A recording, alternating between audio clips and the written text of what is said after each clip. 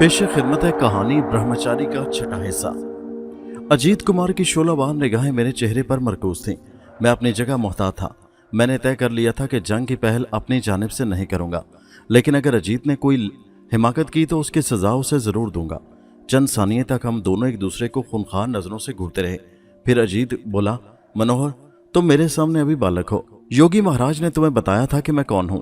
अभी समय तुम्हारे हाथ में है। अगर हाथ बांधकर क्षमा की भिक्षा मांग लो तो मैं तुम्हारा जीवन वापस कर सकता हूं, परंतु अगर तुम बाज ना आए तो मैं तुम्हें ऐसा श्राप दूंगा कि सारा जीवन बयाकल रहोगे। अजीत, मैंने एक करख्त आवाज में जवाब दिया, शक्ति के नशे में तुम अंधे हो रहे हो। आने वाला समय तुम्हारी आंखें खोल देगा। तुम्हें मालूम हो जाएगा कि कौन महान शक्ति का मालिक है। अजीत मेरा जवाब सुनकर तिलमिला गया। न जाने क्यों वो अभी तक मुझ पर कोई वार करने से गुरेज कर रहा था। चंद लम्हे मुझे शोलाबार नजरों से घूरता रहा। फिर उसने लाजवंती को सुर्ख सुर्ख निगाहों से घूर कर कहा, तेरा क्या फैसला है? क्या तू मेरा कहा नहीं मानेगी? महाराज, लाजवंती ने सहमी आवाज में हाथ जोड़कर कहा, मेरा काम पंडित पुजारियों की सेवा करना है। महान शक्तियों की आज्ञा का पालन करना मेरा धर्म है। लाजवंती, तू मनोहर को बता कि मैं कौन हूं। लाजवंती ने सहमी सहमी नजरों से मेरी जानिब देखा, जुबान से कुछ नहीं कहा। उसकी निगाहों में मेरे लिए प्यार ही प्यार था। मैं महसूस कर रहा था कि वो हालात से परेशान है। हम में से किसी एक के हक में बोलना उसके बस की बात नहीं थी। चुनाचे मैंने तेज आवाज में अजीत को मुखातिब किया, अजीत, शक्तियों का फैसला शक्तियों से होना चाहिए। तुम लाजवंती को दरमियान में मत लाओ। मुझसे आंख मिलाकर बात करो। अजीत का गुस्सा पूरे शबाब पर था। मेरा जवाब सुनकर वो आपे से बाहर हो गया। यकलख्त उसने किसी मंत्र का जाप करके मेरी तरफ फूंका। फिजा में नीले पीले शोले बुलंद होकर मेरी तरफ लपके। मैंने जल्दी से एक मंत्र पढ़कर हाथ उठाया तो मेरी तरफ बढ़ने वाले शोले ठंडे होकर गायब हो गए। अजीत ने अपना पहला वार नाकाम होते देखा तो दूसरा हमला किया। इस बार उसके बैर खतरनाक खून आशाम भेड़ियों के रूप में नमदार होकर मेरी तरफ लपके कि मैंने दूसरा मंत्र पढ़ा। भेड़ियों की तरफ हाथ उठाकर झटका तो भेड़ियों के जिस्म दो हिस्सों में मुनकसिम होकर जमीन पर कुछ देर तड़पे, फिर नजरों से ओझल हो गए। अजीत ने तीसरा हमला किया। जिस जगह मैं खड़ा था वहां से एक कोड़ियाला सांप निकला और फन उठाकर मुझ पर हमलावर हुआ। मैंने बड़ी फुर्ती से जस्त लगाई और सांप का वार खाली गया। दूसरे इलम में मैंने एक मंत्र पढ़कर खुद पर फूंका और सांप पर नजरें जमा दी। कोड़ियाला सांप लहराता हुआ तेजी से मेरे करीब आया। जमीन से 2 फीट बुलंद होकर उसने मुझ पर दूसरी बार हमला करना चाहा। मैं पूरी तरह तैयार था।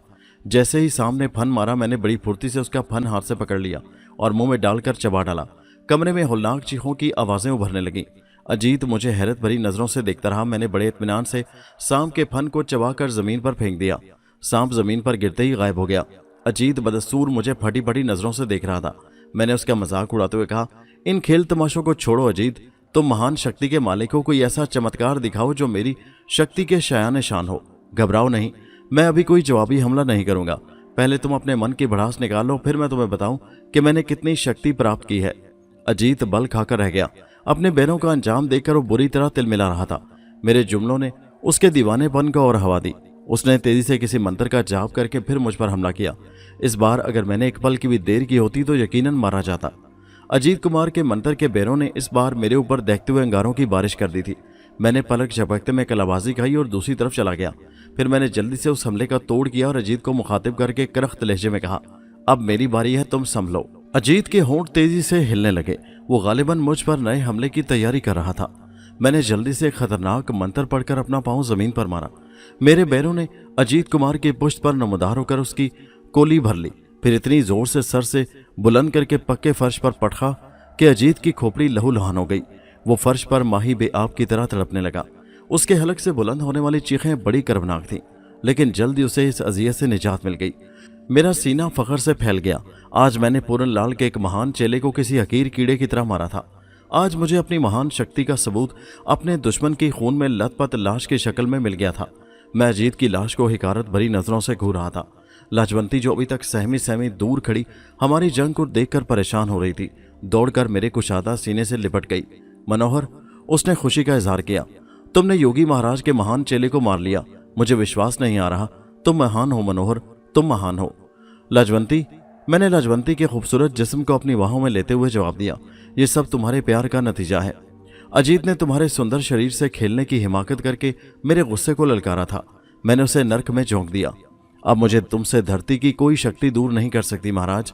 लाजवंती ने मेरे सीने पर गाल मलते हुए कहा, मैं सदा तुम्हारे चरणों की दासी बनी रहूंगी। तुम दासी नहीं, मेरे मन मंदिर की रानी हो। मैंने लाजवंती के चेहरे को ऊंचा करके उसके याकूती होठों पर प्यार की मोहर जब्त करते हुए कहा, मैंने तुमसे कहा था ना कि तुम केवल मेरी हो। अगर फिर किसी ने तुम्हारी तरफ बुरी नजर से देखा तो उसका अंजाम खराब होगा। सच मनोहर, सच। हाँ, तुम्हें शुबा क्यों है? मैंने प्यार भरी आवाज में कहा तो लाजवंती कदरे मलोल होकर बोली, मनोहर, मुझे इस धरती पर योगी महाराज ने बुलाया था। अगर कभी महाराज ने नाराज होकर मुझे वापस जाने की आज्ञा दे दी तो मैं क्या करूंगी?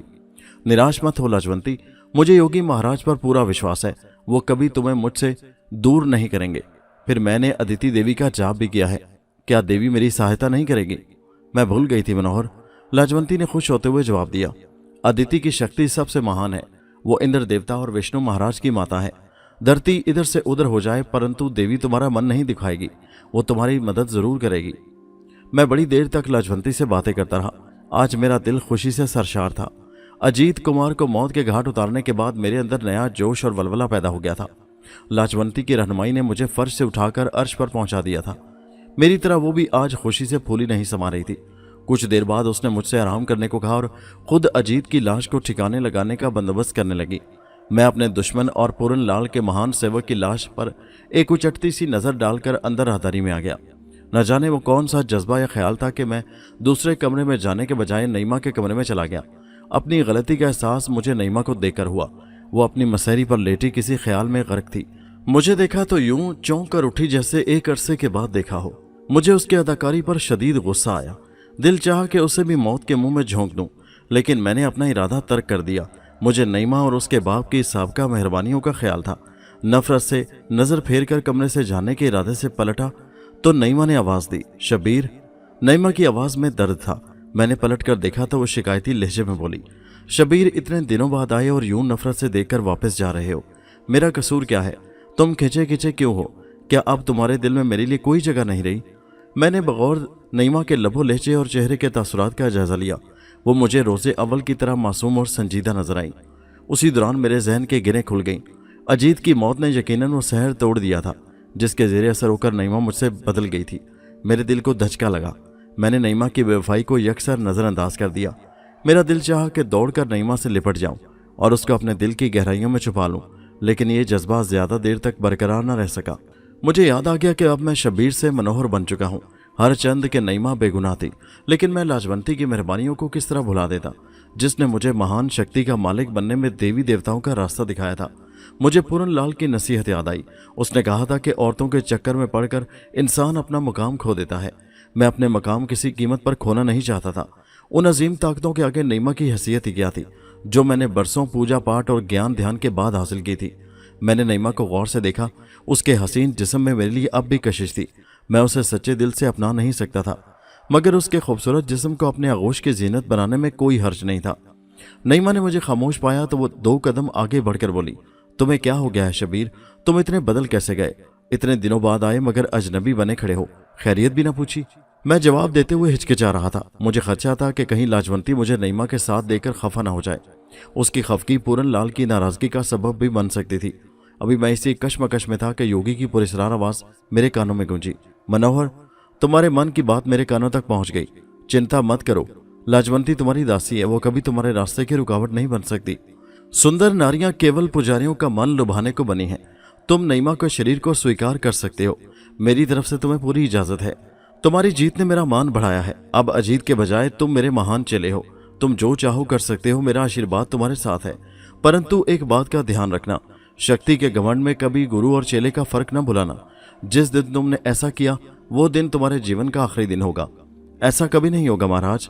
मैं तुम्हारी आज्ञा का पालन करना हमेशा अपना धर्म समझूंगा, मैं जल्दी से कहा। नईमा मेरी आवाज सुनकर चौंकी हैरत से बोली, शबीर, ये तुम किससे बातें कर रहे हो? क्या हो गया है तुम्हें? मुझे अपनी गलती का एहसास हुआ। मैंने जल्दी से बात बनाने की खातिर नईमा से उसकी खैरियत पूछी, फिर उसे उल्टे सीधे किस्से सुनाकर अपनी तवील गैर हाजिरी का सबब बताने लगा। मैं बड़ी साफ गोई से अर्ज कर दूं कि नईमा के दिल में मेरे लिए अब भी वही पहली जैसी मोहब्बत थी। उसका प्यार बेदाग था। वो मेरे एक इशारे पर अपनी जिंदगी भी कुर्बान कर सकती थी। काश मुझे पहले एहसास होता कि मैं गलत रास्ते पर चल रहा हूँ तो नईमा को कभी फरामोश न करता। आज भी मुझे नईमा की याद आती है तो तड़प उठता हूँ। उसकी वफा और अपनी जफा की याद मुझे खून के आंसू रुलाती है, मगर अफसोस अब कुछ नहीं हो सकता। बहरहाल मैंने उस वक्त नईमा का दिल अपनी चिकनी चपड़ी बातों से मोह लिया। वो मुझसे गिले शिकवे करती रही। मैं उसे बातों से बहलाता रहा। महज इसलिए कि मुझे उसके गुदास कुर्ब की तमन्ना थी। पूरन लाल के बयान के मुताबिक वो एक खिलौना थी। चुनाचे उस रोज तमाम दिन और तमाम रात में उसके हसीन नशीबो फराज से खेलता रहा। लाजवंती एक बार उधर आई, लेकिन मुझे नईमा के साथ हम आगोश देखकर मैंने खेज अंदाज में मुस्कुराते हुए उल्टे कदमों वापस लौट गई। मुझे खुशी थी कि लाजवंती ने मुझे नईमा के साथ देखकर नाराजगी का इजहार नहीं किया। 2 रोज तक मैं हवेली में नईमा के पास रहा, फिर उसे छोड़कर अयोध्या के लिए रवाना हो गया। नईमा से मैंने कहा था कि अब कि मैं जल्दी लौट आऊंगा। हवेली में वो चूंकि तन्हा रहती थी, इसलिए मैंने लाजवंती से कहकर एक मुलाजिम का बंदोबस्त करा दिया था। उन 2 दिनों में मैंने नईमा को बिल्कुल बदला हुआ महसूस किया। वो पहले जैसी नईमा बन गई थी, इसलिए मैं जब तक हवेली में रहा उसके लिए शबीर बना रहा। रवानगी के वक्त नईमा ने मुझसे कहा था वो ज्यादा दिनों मेरे बगैर न रह सकेगी।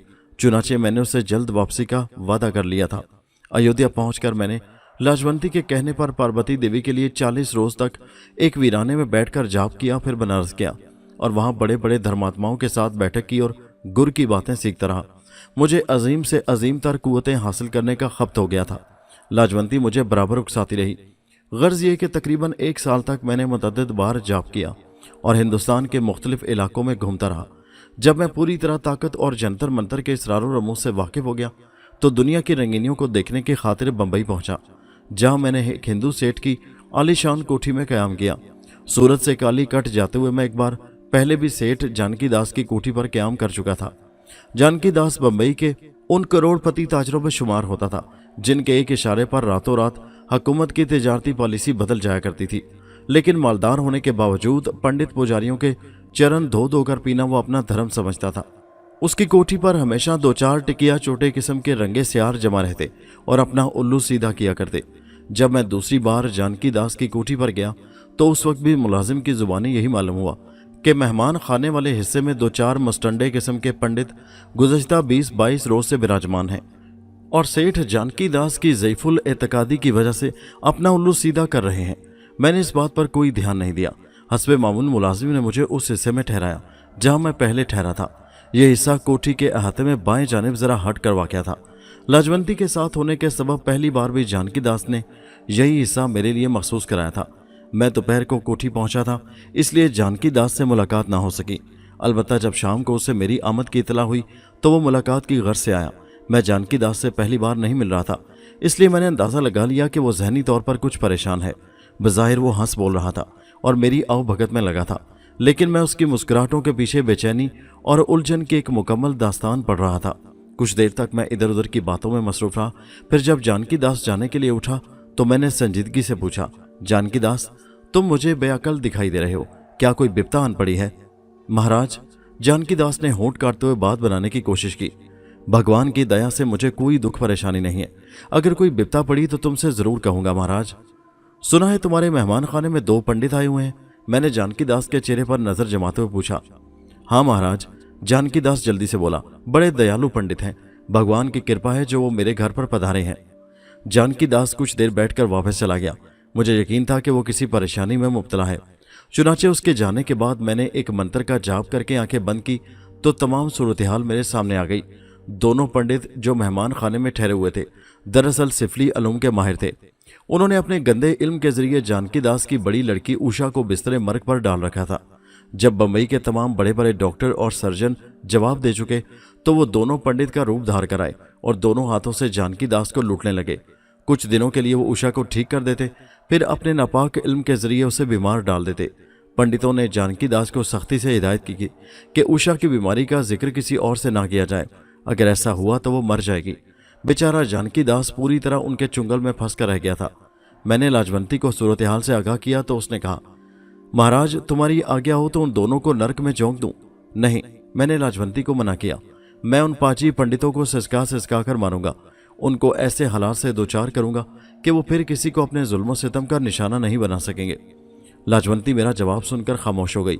मैंने तय कर लिया था कि उन दोनों पंडितों को ऐसा सबक दूंगा कि वो तमाम उम्र याद रखेंगे। अगर मैं चाहता तो एक मंत्र के जरिए न सिर्फ उषा को ठीक कर सकता था बल्कि उन दोनों को अजियतनाक हालात से दोचार कर सकता था, लेकिन मैंने जल्दबाजी का मुजाहरा नहीं किया। मुझे किसी मुनासिब मौका का इंतजार करना था। तीसरे रोज मुझे कुदरत ने ऐसा मौका फराहम कर दिया जिसका मुझे इंतजार था। मैं बाहर से घूम कर आ रहा था।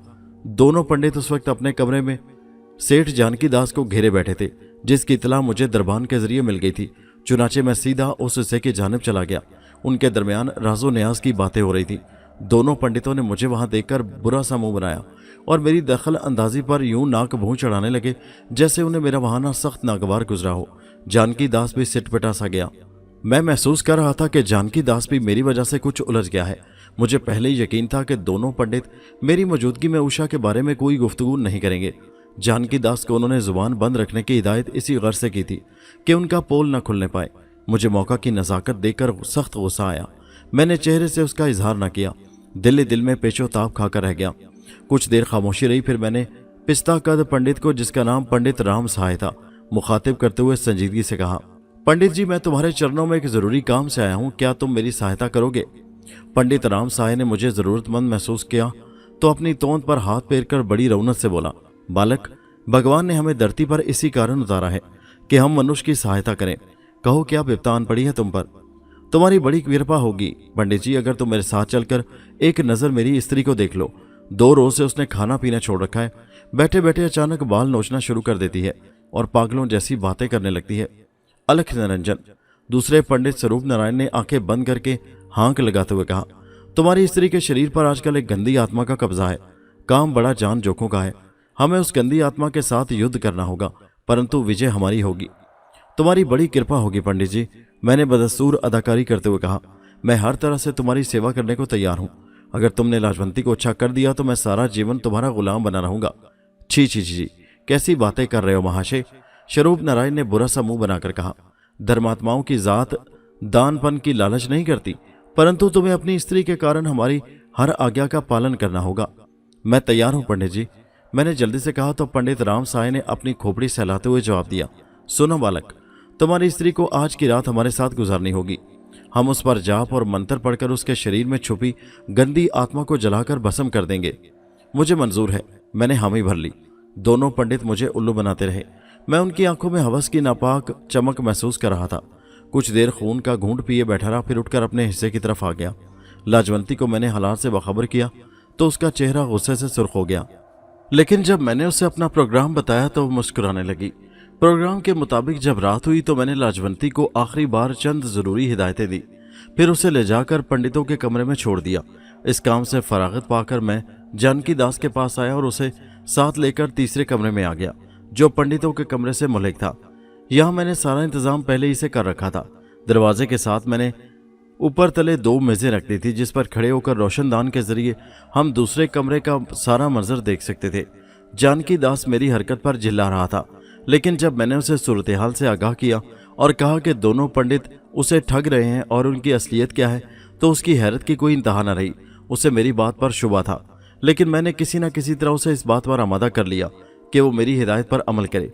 चारों नाचार जानकी दास ने मेरी बात मान ली और मेरे साथ मेज़ों पर चढ़कर रोशनदान से दूसरे कमरे में झांकने लगा, जहां लाजवंती एक कुर्सी पर बुत बनी बैठी थी और दोनों पंडित उसके सामने बैठे उसे भूखी नजरों से घूर रहे थे।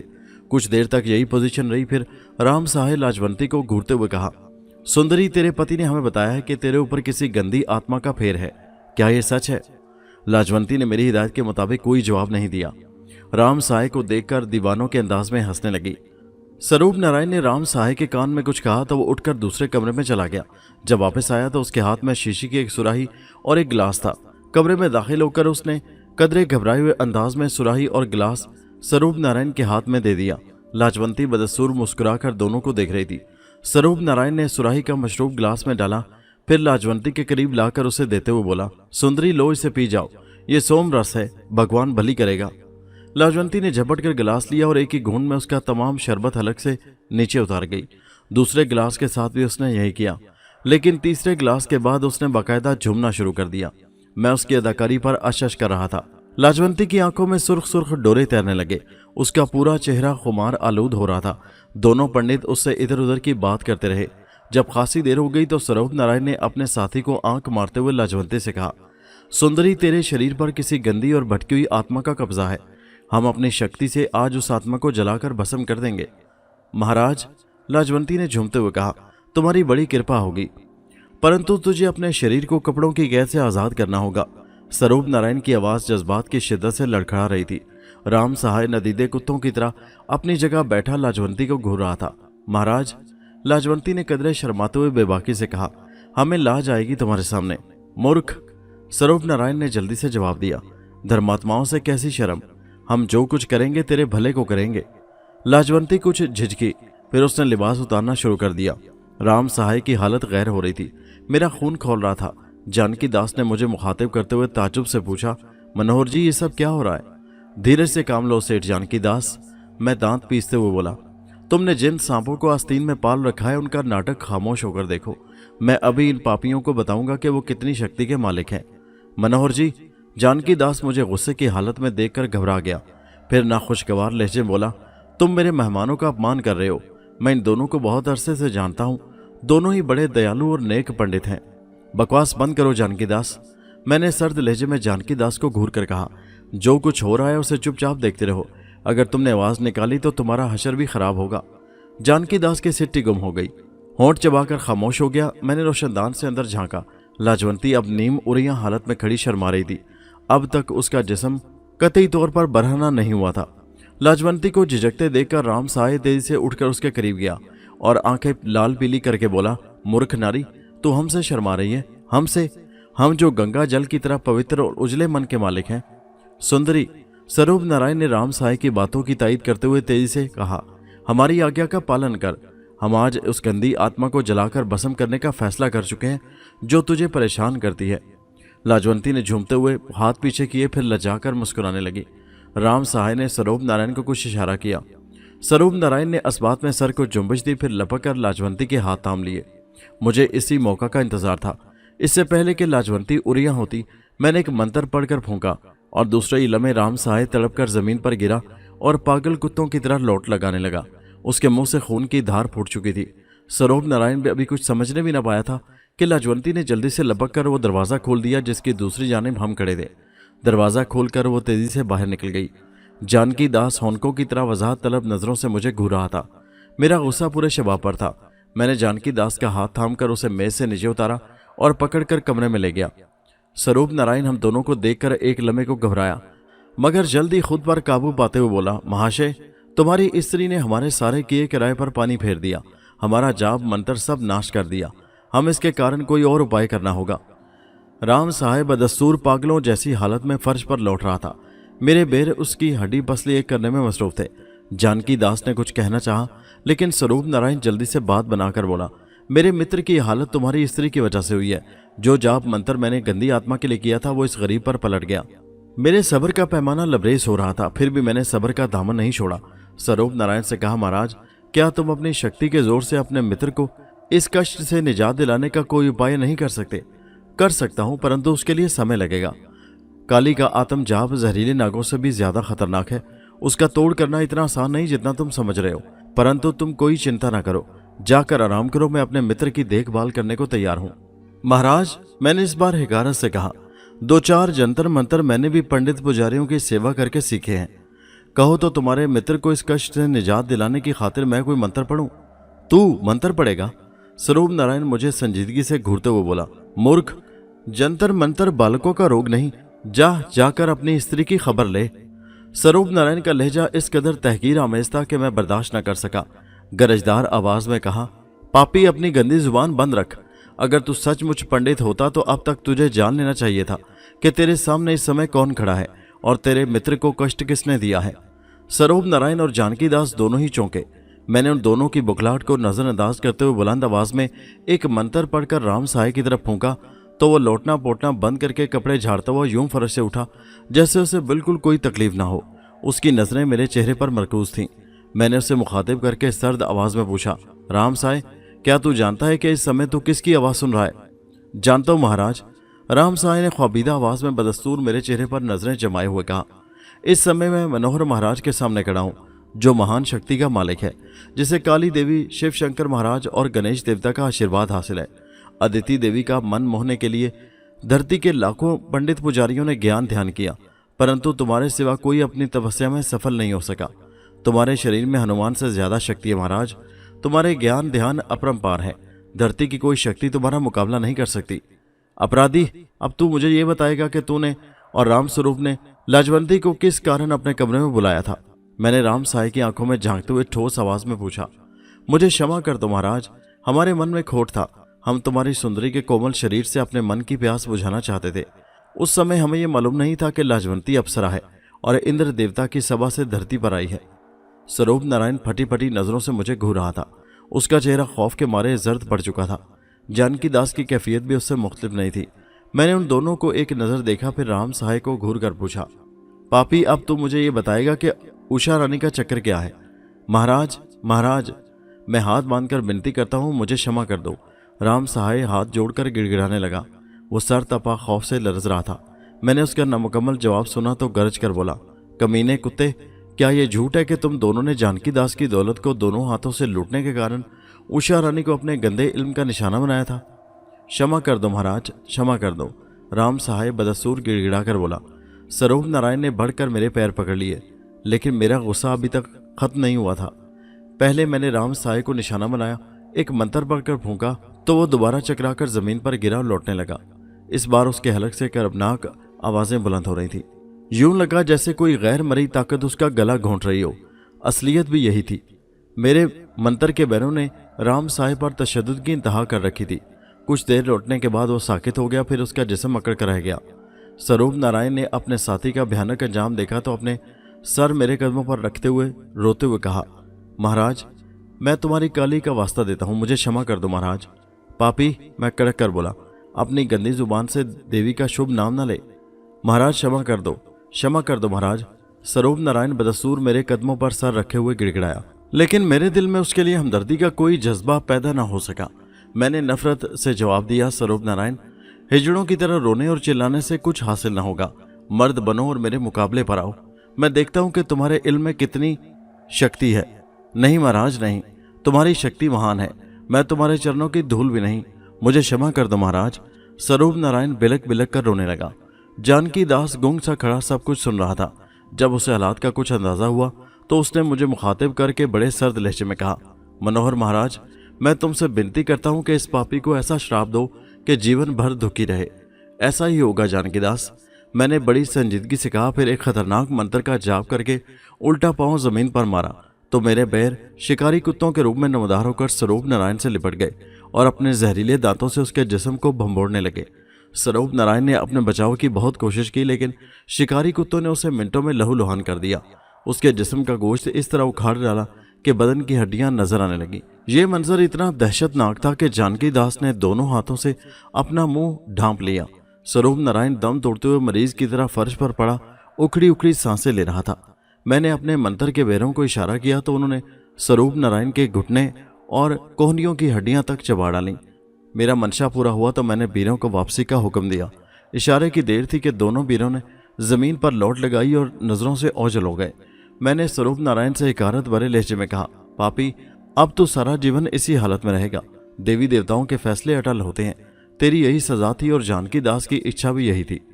स्वरूप नारायण ने मुझसे कुछ कहना चाहा, लेकिन उसकी हालत अबतर थी, इसलिए उसकी गर्दन एक तरफ ढलक गई। मैं हिकारत से उसको ठोकर मारकर जाने के इरादे से उठा तो जानकी दास ने कहा, महाराज, इन दोनों पापियों के लिए क्या आ गया है? अपने मुलाजमों से कहो कि इन दोनों को उठाकर यहां से कहीं दूर फेंकाएं।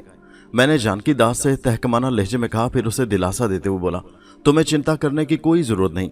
जब तक मैं यहां हूं तुम्हें कोई शक्ति परेशान नहीं कर सकती। जानकी दास मुझसे बेहद मरूब हो चुका था। मुझे जाता देखकर उसने हाथ बांध लिए। मैं कदम बढ़ाता अपने रिहायशी हिस्से में आया तो लाजवंती कयामत बनी मेरी मुंतजिर थी। मुझे देखकर बोली, महाराज, कहो क्रियाक्रम कराए उन दोनों का। हाँ, परंतु जानकी दास को अभी सबक देना बाकी है, मैंने संजीदगी से कहा। कारण? लाजवंती ने मेरी संजीदगी से कदरे बौखला कर पूछा। इस गरीब ने क्या गलती की है? इसकी सबसे बड़ी गलती यही थी कि वो इन दोनों के हाथों खिलौना बना रहा और मुझे इन कमबख्तों से कमतर समझता रहा। महाराज, लाजवंती ने मेरे करीब आकर मुलायम लहजे में जवाब दिया, उसे क्षमा कर दो मनोहर महाराज। उस मूर्ख को भला क्या खबर कि तुम्हारी शक्ति अपरंपार है। वो निर्दोष है महाराज। उषा रानी की बीमारी ने उसे पहले ही बहुत बेअकल कर रखा है। लाजवंती की सिफारिश का अंदाज इतना हसीन और दिलकश था कि मेरा सारा गुस्सा काफूर हो गया। आहिस्ता से उसे अपनी बाहों में समेट कर बोला, मनोहर के मन के मंदिर की रानी, अगर ये तुम्हारी आशा है कि मैं जानकी दास को क्षमा कर दूं तो ऐसा ही होगा। तुम्हारी बड़ी कृपा होगी महाराज। लाजवंती के अंदाज में कैफो मस्ती कूट कूट कर भरी थी। मैंने उसे खुद से और करीब कर लिया। कुछ देर पेशतर दिलो दिमाग पर जो चिल्लाहट तारी थी वो लाजवंती के कुर्ब से बतदरीज कम होती चली गई। उसकी खुद सुपुर्दगी का अंदाज बड़ा वालेहाना था। ताकत के नशे को लाजवंती के हुस्न की आमेजिश ने दो चंद कर दिया। दूसरी सुबह मैं सोकर उठा तो लाजवंती ने मुस्कुराते हुए कहा, महाराज जानकी दास बहुत देर से बाहर खड़ा तुम्हारी राह देख रहा है। रात से उषा रानी की हालत कुछ ज्यादा खराब है। जानकी दास बड़ा बेअकल नजर आता है। मैंने उठकर जल्दी से मुंह हाथ धोया, नाश्ते से फारिग हुआ बाहर आया तो जानकी दास को बड़े मुस्तरिब अंदाज में अपना इंतजार करते पाया। उसकी आंखों की सुर्खी और चेहरे की वहशत बता रही थी कि वो रात भर जागता रहा है। मैंने वजह पूछी तो जानकी दास की आंखें भर आईं। रिक्कत भरे लहजे में बोला, महाराज रात से उषा रानी की हालत नाजुक है। अगर उसे कुछ हो गया तो मैं मर जाऊंगा। मेरी सहायता करो मनोहर महाराज, मैं विनती करता हूँ, उषा को बचा लो। इतनी जल्दी क्या है जानकी दास, मैं संजीदगी से बोला। बंबई में अब भी बहुत से पंडित पुजारी मौजूद हैं। तुम धनवान हो, दौलत में बड़ी शक्ति होती है, दो चार को और आजमा लो। मुझे क्षमा कर दो महाराज। जानकी दास जो करोड़ों में खेलता था किसी भिखारी की तरह गिड़गिड़ाने लगा। मुझसे भूल हुई, मेरी आंखों पर पट्टी पड़ गई थी जो मैं खरे और खोटे की पहचान न कर सका। मुझ पर कृपा करो महाराज, उषा की जान बचा लो। मैं वचन देता हूँ कि सारा जीवन तुम्हारी सेवा करता रहूंगा। अच्छा चलो। जानकी दास मुझे हवेली के उस कमरे में ले गया जहां उषा मौजूद थी। मैंने कमरे में दाखिल होकर उषा पर नजर डाली और उसकी कैफियत देखी तो एक लम्हे को मेरा दिल भी धक से हो गया। मुलाजमों की जुबानी मुझे पता चला कि उषा इंतहाई हसीन और शोख लड़की थी। सारा दिन शोख हिरनियों की तरह वसी और अरीज अहाते में दरख्तों के दरमियान उछलती फिरती थी। लेकिन उस वक्त वही उषा मेरे सामने हड्डियों के पिंजर की सूरत में बिस्तर पर पड़ी थी। अंदर को धंसी हुई आंखें, रुखसारों पर पड़ी हुई झुर्रियां और जर्द रंगत ने उसे जिंदा लाश में तब्दील कर दिया था। उसके जिस्म में इतनी ताकत भी बाकी नहीं थी कि वो सांस की रफ्तार पर काबू पा सके। यूं लगता था कि किसी लम्हे सांस उखड़ जाएगी। मैं अभी उसे देख ही रहा था कि जानकी दास ने झुककर मेरे पैर थाम लिए और रुंधी हुई आवाज में बड़ी लजाजत से बोला, मुझे निराश न करना महाराज, मेरी प्रार्थना की लाज रख लेना। मैं हाथ जोड़कर तुमसे विनती करता हूँ, धीरज से काम लो जानकी दास। मैंने उसे दिलासा दिया और बमुश्किल उठाकर खड़ा किया। उषा के लिए तुम्हें चिंता नहीं करनी चाहिए। मुझे विश्वास है कि तुम्हारा घर सोना नहीं होने पाएगा। मैंने जानकी दास को उषा की सेहतयाबी का यकीन दिलाने के बाद दोबारा बिस्तर की सिमत नजर उठाई तो देखा कि उषा अकड़ी बैठी है और सुर्ख सुर्ख खूनखार आंखों से मुझे घूर रही है। उसकी आंखों में शोलों का शैतानी नाच देखकर मैं समझ गया कि यह सब कुछ सिफली अमल की अलामत है। अभी मैं अपने अगले कदम के बारे में गौर ही कर रहा था कि उषा की करख्त मगर मिनमिनाती हुई आवाज कमरे में गूंजी। तू कौन है? मेरे कमरे में क्या लेने आया है? मूर्ख, जा चला जा यहां से। कलंकनी, मैं सूरत हाल भांपकर गरजदार आवाज में बोला, मैं तुझे आज्ञा देता हूं कि उषा के शरीर को छोड़ दे। अगर तूने मेरी आज्ञा का पालन किया तो मैं तुझे क्षमा कर दूंगा, परंतु अगर तूने हठधर्मी से काम लिया तो मैं तुझे ऐसा कष्ट दूंगा कि नरक की अग्नि भी तुझसे दूर भागेगी। सुना तूने मैं क्या कह रहा हूं?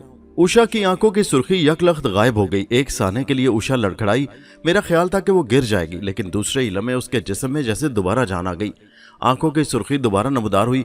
उषा की मकरू आवाज फिर गूंजी, मैं तुम्हारी आज्ञा का पालन करने को तैयार हूं, परंतु इसके लिए तुम्हें मेरी एक शर्त माननी पड़ेगी। जानकी दास को अपनी भेंट देनी होगी। मैं तैयार हूं, जानकी दास जज्बाती अंदाज में चीखा। वो आगे बढ़ना चाहता था लेकिन मैंने उसका हाथ पकड़ लिया। फिर उषा की नजरों से नजरें मिलाकर सर्द आवाज में कहा, भेंट के सिवा और कोई रास्ता नहीं है? नहीं, सिर्फ भेंट ही एक तरीका है जो उषा को बचा सकता है। भेंट किसके नाम पर देनी होगी? मैंने बड़ी मुश्किलों से खून का घूंट पीकर सपाट लहजे में पूछा। गीता चमारन के नाम पर, उषा ने झूमते हुए जवाब दिया। सिफली अलूम के बारे में मुझे इल्म था कि जब तक उस गंदी और नापाक आत्मा का नाम ना मालूम हो जो किसी के सर पर मुसल्लत कर दी गई हो, उसका उतारना नामुमकिन है। चुनाचे जब मुझे नाम मालूम हो गया तो मैंने दोबारा तेवर बदला और कर कहा, गीता चमारन, तू इस समय किससे बात कर रही है? तुझे नहीं मालूम? कलंकनी, मैं फिर कहता हूं कि उषा के शरीर से दूर हो जा। याद रख, अगर तूने इनकार किया तो मैं तुझे जलाकर भस्म कर दूंगा। मेरे जवाब में कमरे में एक भयानक निस्वानी कहका गूंजा। फिर इससे पहले कि मैं गीता की गंदी आत्मा को काबू करने के लिए कोई जंतर मंतर करता, उषा बेहोश होकर बिस्तर पर गिर गई। जानकी दास जो अभी तक पत्थर के बुत की मानंद खामोश खड़ा फटी फटी नजरों से सब कुछ देख रहा था, उषा को दोबारा बेहोश होता देखकर घबरा गया। दीवानगी के आलम में उसने उषा के सिमत भागने की कोशिश की, लेकिन मैंने उसे पकड़ लिया। यहां मैं बड़ी साफ गोई से ये अर्ज कर दूं कि सिफली अलूम के तोड़ के सिलसिले में मेरा तजुर्बा न होने के बराबर था। चुनाचे मैं एक लम्हे के लिए सोच में पड़ गया और दूसरे ही लम्हे लाजवंती की आवाज मेरे कानों में सरगोशी बनकर उभरी। परेशान ना हो महाराज, गीता चमारन की आत्मा तुम्हारी शक्ति के आगे किसी हकीर कीड़े से ज्यादा हैसियत नहीं रखती। इसी कारण वो डरकर भाग गई है। लाजवंती, मुझे बताओ कि उस पापन को कुचलने के लिए मुझे क्या करना होगा? मैंने मन ही मन में लाजवंती को मुखातिब किया। उसका केवल एक ही तरीका है महाराज। लाजवंती की आवाज मेरे कानों में गूंजी। स्वरूप नारायण ने गीता चमारन की आत्मा को काबू करने के लिए उसका एक पुतला बनाकर उस पर अमल किया था। जब तक वो पुतला बर्बाद नहीं होगा, गीता की गंदी आत्मा उषा रानी का शरीर नहीं छोड़ेगी। स्वरूप नारायण ने वो पुतला अपने कमरे के गुसल खाने में दफन किया था। मेरे लिए लाजवंती का इशारा ही बहुत था। जानकी दास का हाथ थामकर मैं उषा के कमरे से बाहर निकला और तेज तेज कदम उठाता उस कमरे में आया जहां स्वरूप नारायण मुकीम था। हवेली के मुलाजमों को बुलाकर जब मैंने गुसलखाने का फर्श उखाड़ने का हुक्म दिया तो जानकी दास मुझे यूं घूरने लगा जैसे उसे मेरी होशमंदी पर शुबा हो, लेकिन उसने जुबान से कुछ न कहा। मुलाजमों ने फर्श उखाड़ना शुरू कर दिया। जानकी दास खामोश खड़ा अपना निचला होंठ काटता रहा, लेकिन उस वक्त उसकी आंखें भी हैरत से खुली की खुली रह गईं। जब फर्श की तह से एक कपड़े का पुतला बरामद हुआ, मैंने मुलाजमों को बाहर जाने का हुक्म दिया। फिर पुतला उठाकर उसे देखने लगा।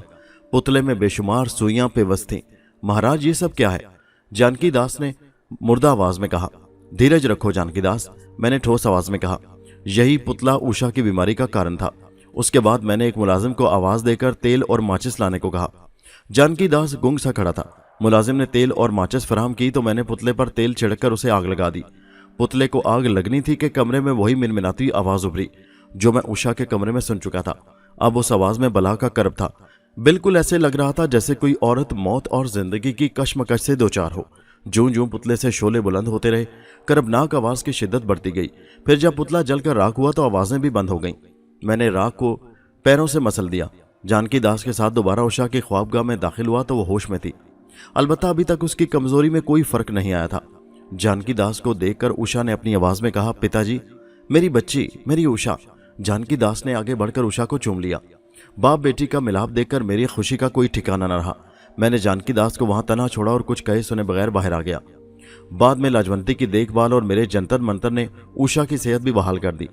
चंद रोज के अंदर वो दोबारा किसी शोखो चंचल हिरने की मानिंद अपने बाप की हवेली में कुलेलें भरने के काबिल हो गई। जानकी दास ने मेरी शक्ति का तमाशा देखने के बाद मेरी आवभगत दुगनी कर दी। अब पूरी हवेली पर मेरा राज था। तमाम मुलाजिम और नौकर चाकर हर वक्त जानकी के हमरा मेरे आगे पीछे हाथ बांधे मौजूद रहते। उषा की सेहतयाबी का जश्न बड़ी धूमधाम से मनाया गया, जिसमें मैंने और लाजवंती ने भी शिरकत की। जानकी दास चूंकि कच्चे अकीदे का मालिक था, इसलिए हिंदुस्तान के बेशतर शहरों से बड़े बड़े पंडित पुजारियों को इस दावत में शिरकत की गर्ज से बुलाया गया और उनके बंबई में क़याम का माकूल बंदोबस्त किया गया। बंबई में मेरी आमद का मकसद महज तफरीह करना था। चुनाचे उषा रानी के ठीक हो जाने के बाद मैं शहर के सबसे बड़े होटल में मुंतकिल हो गया। जानकी दास ने मुझे अपनी हवेली में रोकने पर बेहद इसरार किया, लेकिन जब मैं किसी तरह तैयार न हुआ तो जानकी दास ने बड़े खलूस से कहा, महाराज, मैं तुम्हारे चरणों की धूल हूं, तुम्हें किसी बात पर मजबूर नहीं कर सकता, परंतु एक बात तुमको जरूर माननी पड़ेगी। जब तक तुम बंबई में रहोगे तुम्हारा सारा खर्च ये सेवक बर्दाश्त करेगा।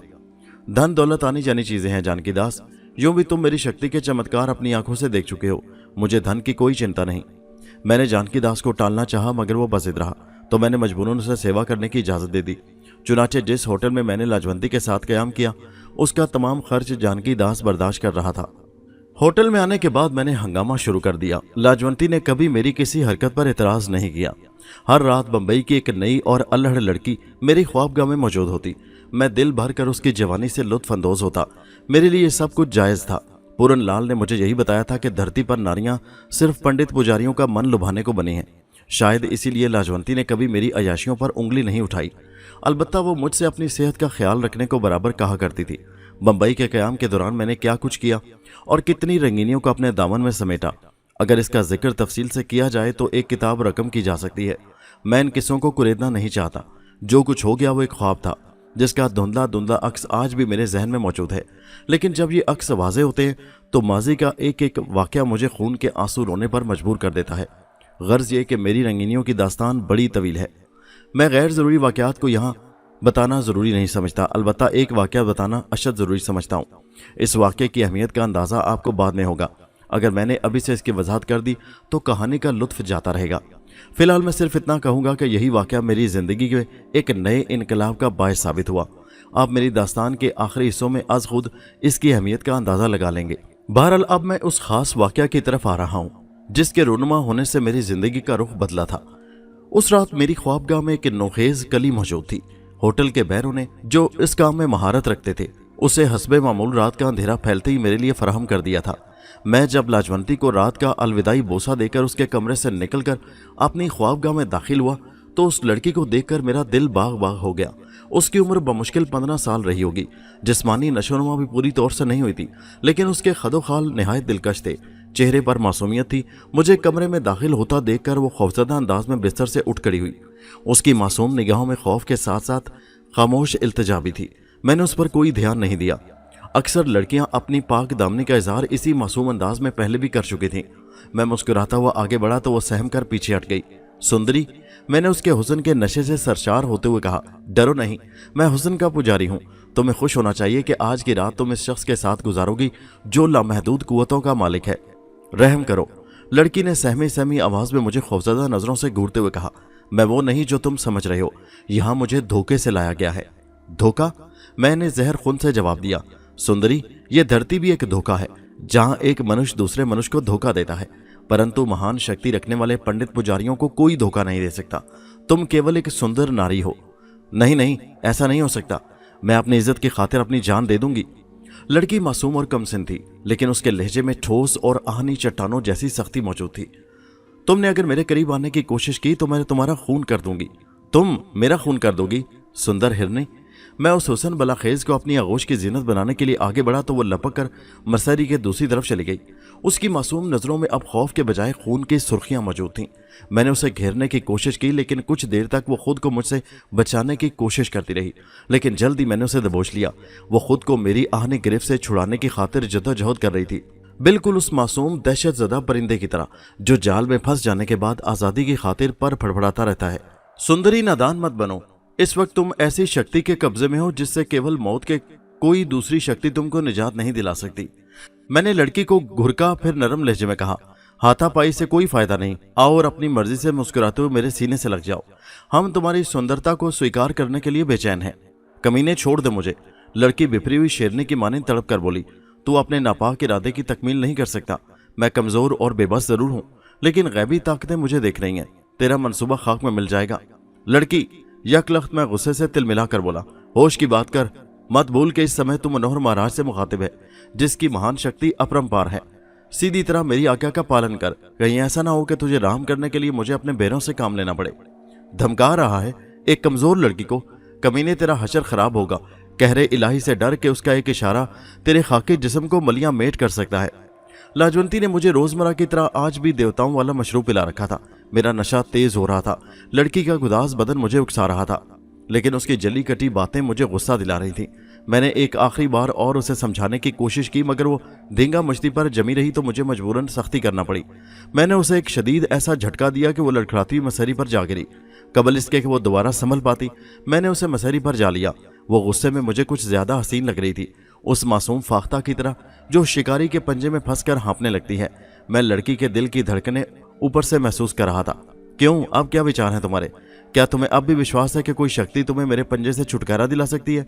मैंने उसे बेबस करके उसकी कमजोरी का मजाक उड़ाते हुए पूछा। लड़की ने कुछ कहने के बजाय अपने होंठ सख्ती से दांतों तले दबा लिए। उसकी गजाली आंखों से आंसू बहने लगे। उसकी मुल्तजी नजरें मेरे चेहरे पर मरकूज थीं, उनमें रहम की दरख्वास्त थी। धीरज से काम लो सुंदरी, मैंने उसे सीने से लगाते हुए चमकारा। तुम्हें खुश होना चाहिए कि एक महान पुजारी तुम्हारे शरीर को स्वीकार कर रहा है। मेरी सेवा तुम्हें स्वर्ग का रास्ता दिखाएगी। मेरा ख्याल था कि लड़की अपनी जद्दोजहद खत्म कर देगी, लेकिन वो बराबर हाथ पैर चलाए जा रही थी। मेरे सीने में तूफान उठ रहा था। अपनी तिश्नगी बुझाने की खातिर मैंने जारहाना इकदाम का फैसला कर लिया। मुझे यकीन था कि वो मेरी शक्ति के आगे बेबस हो जाएगी, लेकिन अभी मैंने उसके जिस्म को बेनकाब करने की खातिर पहला कदम ही उठाया था कि एक ठोस आवाज मेरे कानों में गूंजी। रुक जाओ शबीर, होश में आओ। तुम एक लड़की की बेबसी पर अपनी ताकत का मुजाहरा करके बुरा कर रहे हो।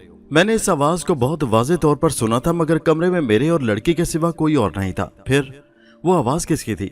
मैंने एक लम्हे को सोचा, फिर दोबारा लड़की की तरफ मुतवज्जह हुआ तो फिर वही आवाज सरगोशी बनकर मेरे कानों में गूंजी। शबीर, लड़की को छोड़ दो, इसी में खैरियत है। कौन हो तुम? सामने आओ। मैंने एक बार फिर कमरे में चारों तरफ देखते हुए उस आवाज को ललकारा। जो कुछ मैं कह रहा हूं उस पर अमल करो। आवाज ने जवाब दिया, आफियत चाहते हो तो लड़की को छोड़ दो। मैं मनोहर लाल, जो देवी देवताओं के लिए सैकड़ों जाप करके महान शक्ति प्राप्त कर चुका था, अपने इशरत कदे में किसी नादीदा कुव्वत की मौजूदगी और उसकी मदाखलत भला किस तरह बर्दाश्त कर सकता था। चुनाचे मैंने एक मंत्र जल्दी से पढ़कर जोर से फूंक मारी। मुझे यकीन था कि कमरे में मौजूद पुरस्रार हस्ती मेरे मंत्र की तासीर से जल भुनकर राख हो जाएगी। लेकिन मेरा अंदाज़ा गलत साबित हुआ। तीसरी बार जब मैंने लड़की पर दस्त दराजी शुरू की तो फिर वही आवाज़ उभरी। इस बार उसके लहजे में करख्तगी थी। मरदूद, क्या तू अपनी खबासत से बाज नहीं आएगा? मैं लड़की को छोड़कर मसहरी के नीचे आ गया। मेरा चेहरा गुस्से से सुर्ख हो गया। मैं हलक फाड़ कर चिल्लाया, कहाँ है तू? अगर मर्द है तो सामने आ। मैं तुझे बताऊंगा कि मनोहर महाराज से टकराने का अंजाम क्या होता है। तुझे ऐसा श्राप दूंगा कि फिर कभी तू पुजारियों से छेड़खानी नहीं कर सकेगा। शबीर, तुम मुसलमान से हिंदू बन गए, अफसोस का मकाम है। वही आवाज़ उभरी, क्या ताकत के असूल ने तुम्हें अंधा कर दिया है? संभलने की कोशिश करो, अब भी वक्त है। मैंने गुस्से में दूसरा मंत्र पढ़कर पांव जमीन पर मारा। मुझे कामिल यकीन था कि इस बार मेरे मंत्र के बैर उस नादीदा हस्ती को कुचल डालेंगे, लेकिन कमरे में मेरे बैरों की कर्बनाक और दर्दनाक आवाज़ें उभरी तो मैं चौंक उठा। कमरे में जो नादीदा कुव्वत मौजूद थी वो भी गालिबन बड़ी ताकतों की मालिक थी। मैं पूरी तरह मोहतात होकर बोला, क्या तुम सामने आकर मुझसे बात नहीं कर सकते? मेरा मकसद है कि छुप कर वार करना मर्दानगी नहीं। अभी इसका वक्त नहीं आया है। जवाब मुख्तसर था। मैंने तिलमिलाकर सवाल किया, चाहते क्या हो तुम?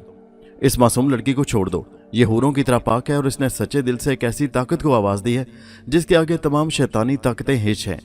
अच्छा, मैंने मज़े का उड़ाने वाले अंदाज में कहा, तुम जिस ताकत का जिक्र कर रहे हो क्या वो मुझसे ज़्यादा शक्ति प्राप्त कर चुका है? बेहुदा, बदतमीज़, बेअदब। मेरे कानों में नादीदा इंसान की करख्त आवाज़ गूंजी। उसके साथ ही मेरे चेहरे पर इतनी जोर का थप्पड़ पड़ा कि मैं तिवरा कर गिरते गिरते बचा। मैं मनोहर महाराज, जिसने अदिति देवी को अपने जाप के मंदिर से राम किया था, पार्वती और शिव शंकर की शक्तियों को अपनाया था, उस वक्त एक लम्हे को चकरा गया। न जाने क्या बात थी कि मुझे अपना पूरा वजूद लर्जा बरंदाम महसूस हुआ।